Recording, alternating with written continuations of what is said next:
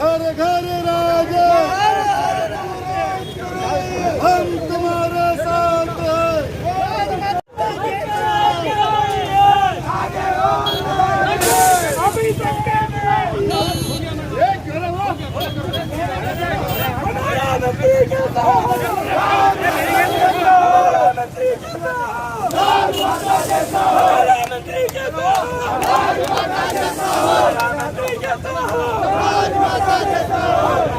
Guarda dois!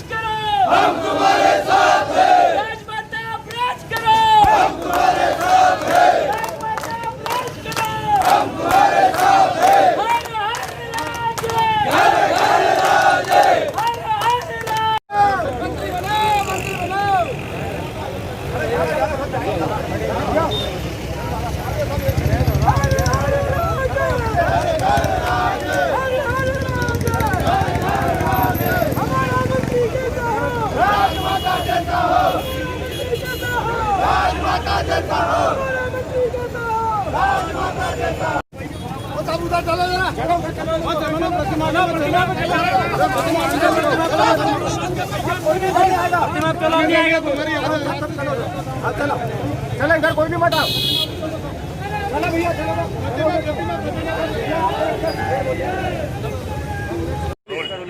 गुरु जी पूरा मामला बतलाएं।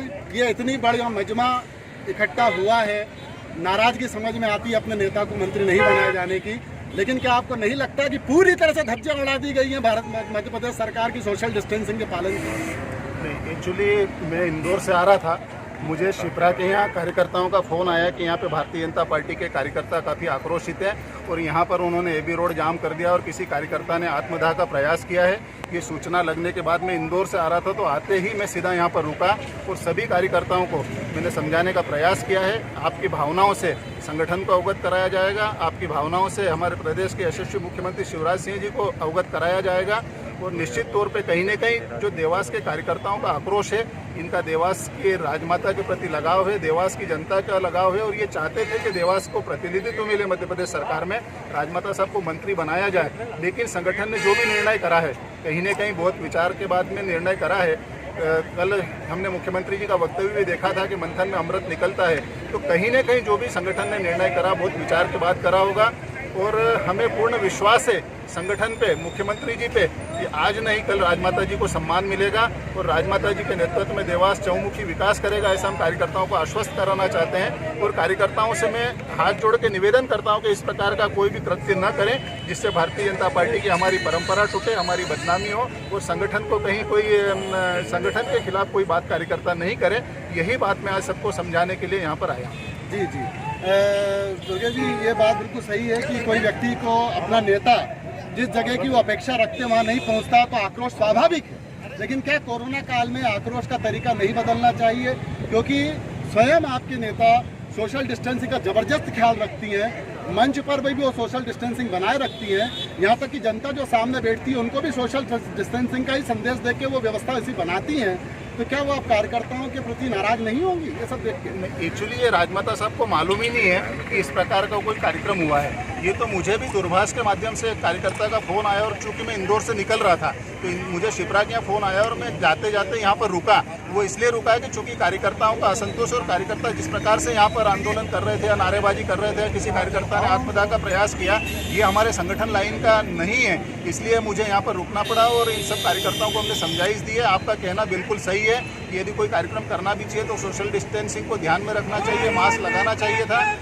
और भविष्य में हम कार्यकर्ताओं को आग्रह करेंगे कि इस प्रकार का कोई भी काम न करे जिससे शासन के नियमों की अवहेलना हो।